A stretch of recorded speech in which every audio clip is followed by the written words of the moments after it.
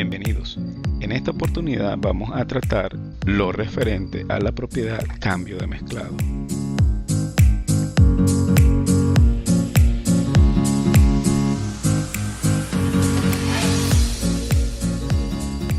Esta propiedad está relacionada directamente a las soluciones de componentes puros, que pueden ocurrir en cualquier fase, pero vamos a focalizarnos en lo que serían las soluciones líquidas. Cuando tenemos una solución líquida, pues simplemente lo que tendríamos un esquema como este, en donde tenemos X cantidad de moles de un componente que van a ser combinados con X cantidad de moles de otro componente para conformar una solución homogénea de estos componentes.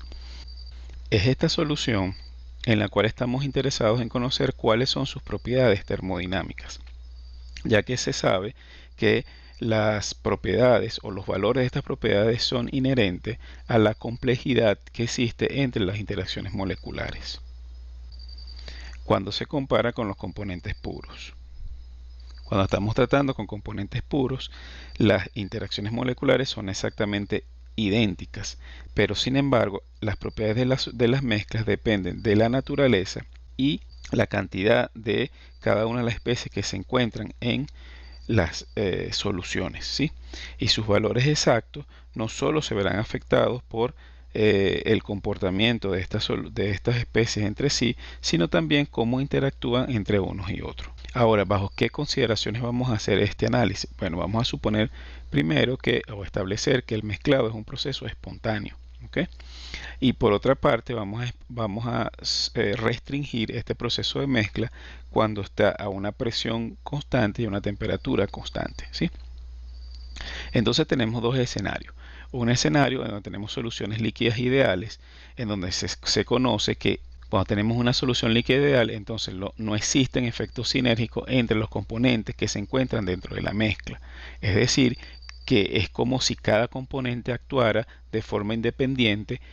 Cuando esto sucede así, la propiedad molar parcial del componente en la solución es exactamente igual a la propiedad molar del componente puro, ¿okay?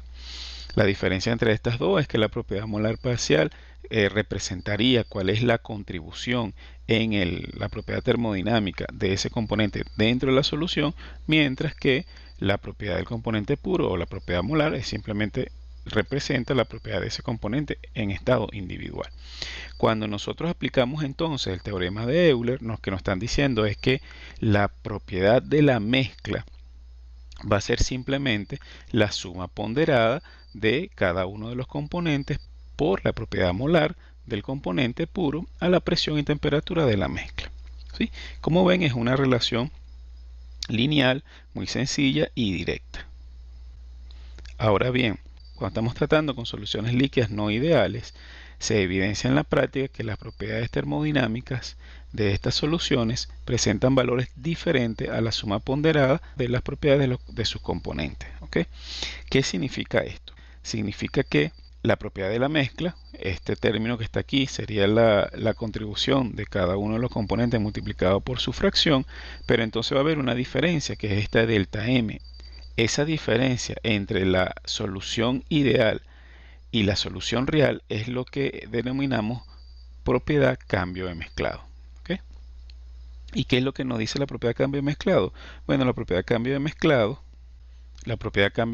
lo que nos indica es cuánto cambia una propiedad solamente por el proceso de mezclado, ¿okay? Entonces se define como simplemente la diferencia entre la propiedad total de la mezcla menos la propiedad que tendría esa solución si se comportara de forma ideal.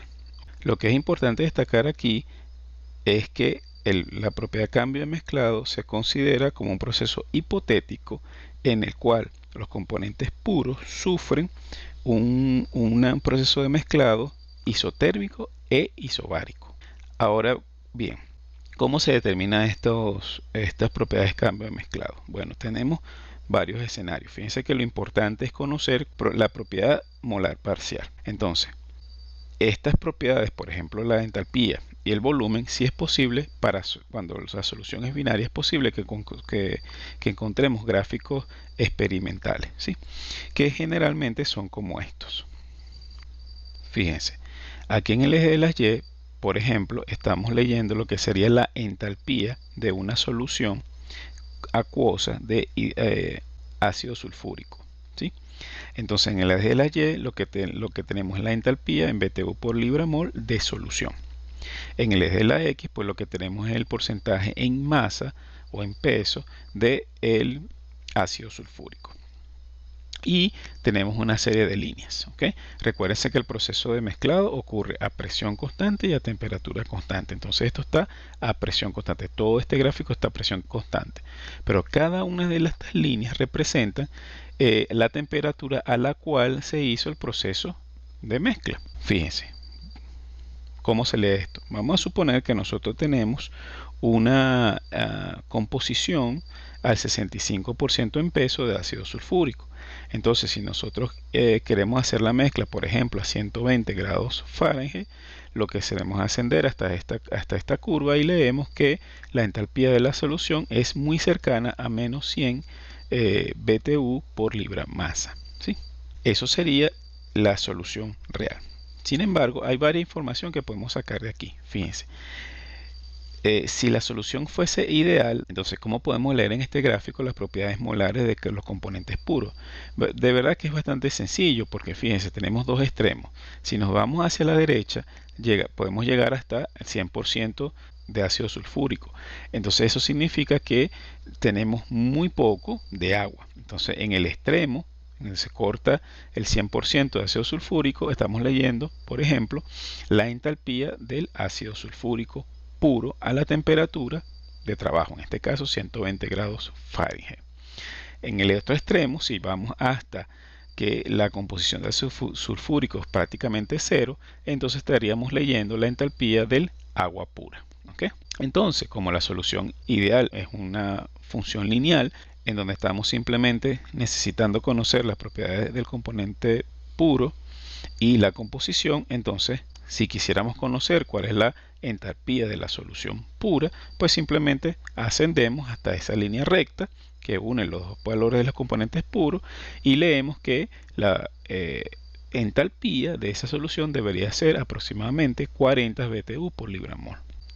Ahora bien, conociendo estos dos valores es muy fácil conocer cuál es el delta H cambio de mezclado, porque si se recuerda sería el valor de la solución real menos el valor que tendría la solución ideal. Así que en este caso estamos hablando que esa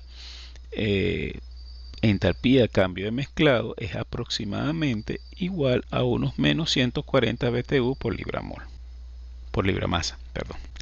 Sin embargo, no necesariamente, o sea, fíjense que no existe un comportamiento único de la entalpía cambio de mezclado o la entropía cambio de mezclado o el delta G. En este gráfico le muestro que ese comportamiento puede ser variado. Fíjense, como pueden ver, en este primer gráfico tendríamos en la curva superior el delta S de cambio de mezclado multiplicado por la temperatura a la cual ocurre la mezcla. Fíjense que este valor es positivo y que en todos los gráficos siempre es positivo. ¿Okay? La otra propiedad que hemos visto, que acabamos de ver, es el delta H cambio de mezclado. En este caso, por ejemplo, es positivo. Aquí también es positivo, pero aquí puede ser negativo, que es como el ejemplo que vimos. También aquí tenemos positivo. Puede ser que esté con un máximo en el centro o no. Puede tener curvas mucho más caprichosas como esta, donde existe un rango en las composiciones en la cual es positivo y otro rango en el cual es negativo, y así sucesivamente. Ahora, ¿por qué ocurre esto? En general, lo que vamos a tener entonces es que el delta S de mezclado siempre es mayor que cero. Y si se recuerda, en la entropía es proporcional al número de las posibles configuraciones moleculares que un estado de agregación puede exhibir. ¿Sí? Entonces, como lo que mide realmente es o como lo que está relacionado es con ese número de posibles configuraciones que sucede en la mezcla. Bueno, que como tenemos mayor cantidad de componentes, mayores interacciones, entonces el número de las combinaciones posibles aumenta comparado con las que habría si el componente fuera puro. Por lo tanto, ese delta S de mezclado o delta S cambio de mezclado siempre es mayor que cero. Entonces, el delta S cambio de mezclado lo que caracteriza es el incremento en el número de las configuraciones inducidas por el proceso de mezcla y siempre es positivo. En contraparte, el delta H cambio de mezclado puede ser mayor que 0, igual que 0 o menor que 0. Lo que tenemos que recordar aquí es que este proceso da temperatura y presión constante. Cuando estamos hablando de la entalpía como propiedad a presión constante, recordamos que esta es una propiedad que es bastante apropiada para cuantificar la interacción energética entre los componentes, ¿sí? Por lo tanto, el delta H cambio de mezclado lo que hace es cuantificar la diferencia entre la interacción energética de las especies cuando están en la mezcla con respecto a sus componentes puros. Esta interacción puede, como le digo, puede ser mayor que 0, o sea que es endotérmica, puede ser igual a 0 o menor que 0, que sería exotérmica. Cuando es exotérmica, lo que nos indica es que esos componentes se encuentran más estables cuando están en la mezcla con respecto a cuando están como componentes puros. Y viceversa, si es mayor que 0, entonces se encuentran más estables como componentes puros. Entonces fíjense, lo que es importante en este momento es que esa propiedad molar parcial es la que nos va a permitir cuantificar la diferencia entre el comportamiento en la solución y el comportamiento como componentes puros. Por lo tanto, lo que tenemos que hacer es evaluar o conocer esa propiedad molar parcial. Si volvemos al ejemplo que acabamos de ver, entonces, ¿dónde se leerían las propiedades molares parciales? Pues tendríamos que pasar una tangente al punto, a una tangente de la curva, a la composición en la cual estamos trabajando, que estaría representada por esa línea verde. Entonces el corte aquí, la propiedad molar parcial del ácido sulfúrico es un poco menor a menos 120 BTU por libra masa, y la propiedad molar parcial del agua pues un poco mayor a menos 80 BTU por libra masa.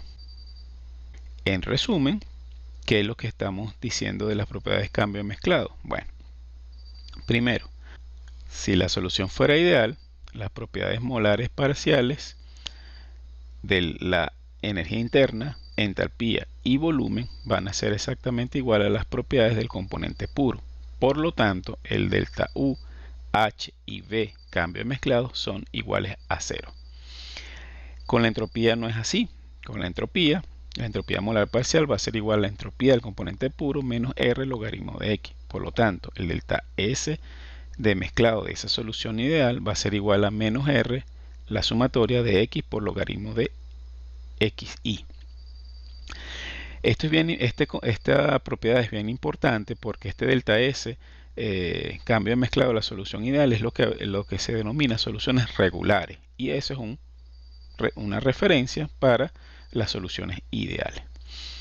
Finalmente, para la energía libre de Gibbs, entonces tendríamos la relación entre G y el G del componente puro más RT logaritmo de X. Así que el delta G cambio de mezclado una solución ideal, entonces es igual a RT, la sumatoria de X logaritmo de X. Ahora bien, cuando estemos hablando de las soluciones líquidas no ideales, ya sabemos que este delta cambio de mezclado no es igual a 0 porque simplemente las propiedades molares parciales no van a ser iguales nunca a las propiedades molares del componente puro.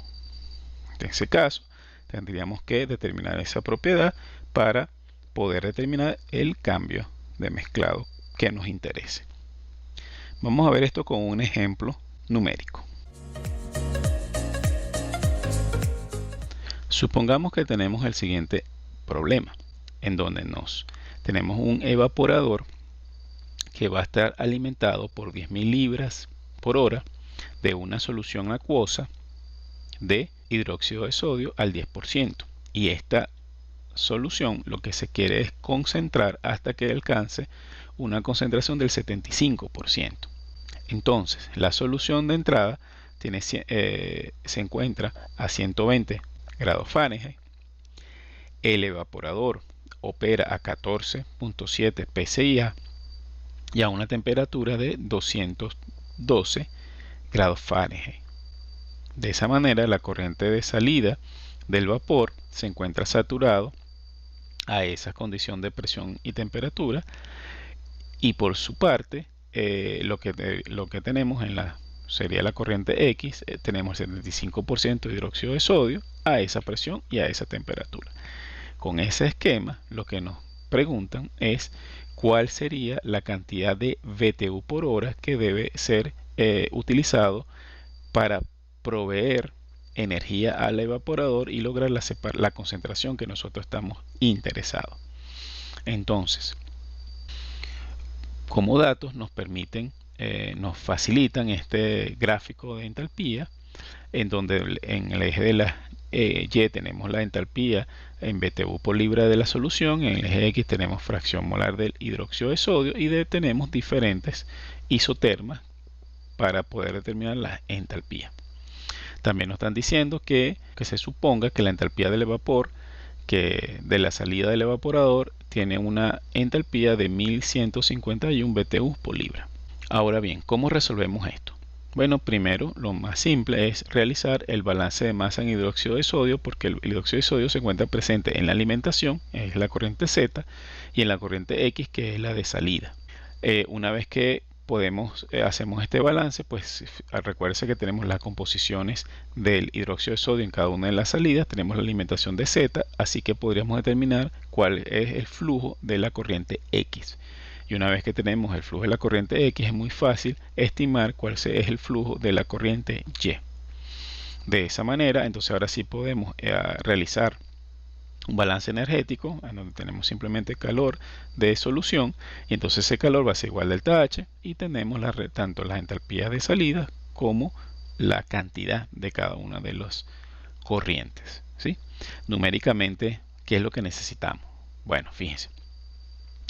Los datos Z lo conocemos, las composiciones en cada una de las corrientes Z y X del hidróxido de sodio también la conocemos, y conocemos la entalpía de la corriente Y. Entonces, como les mencioné, primero vamos a calcular cuánto es el flujo de la corriente X. Una vez que conocemos el flujo de la corriente X, conocemos cuál es la cantidad o el flujo de la corriente Y. Del gráfico obtenemos a la composición que nos interesa, que sería el 10% para el caso de la corriente Z. Se lee que la entalpía de la corriente es 81 BTU por libra, y con el valor de 0,75 la entalpía sería aproximadamente 395 BTU por libras, ¿sí? Entonces, eso es lo que vamos a obtener directamente del gráfico. Ahora ya podemos resolver la cantidad de calor requerido, porque tenemos todos los valores, cantidades y entalpías, ¿ok? Cuando realizamos ese cálculo, nos dice que la nos dice que el calor requerido en el evaporador, vamos a colocar esto en un número un poco más fácil de leer, vamos a escribirlo por megabtu, sería 9,69 megabtu por hora. Ahora bien, una vez que tenemos el calor, entonces podemos determinar el área de transferencia de calor, porque tenemos el U, tenemos la diferencia de temperatura y la cantidad de calor, ¿sí? Entonces el U es 500, la temperatura del vapor que se utiliza para la transferencia de calor es de 340, la temperatura de salida 212, entonces podemos determinar el área, ¿cierto? Y nos dicen que el área de transferencia de calor debería ser de 151.5 pie cuadrado. Entonces este es un ejemplo de cómo la gráfica nos permite calcular directamente la entalpía de solución. Muchas gracias por su atención y seguimos en contacto.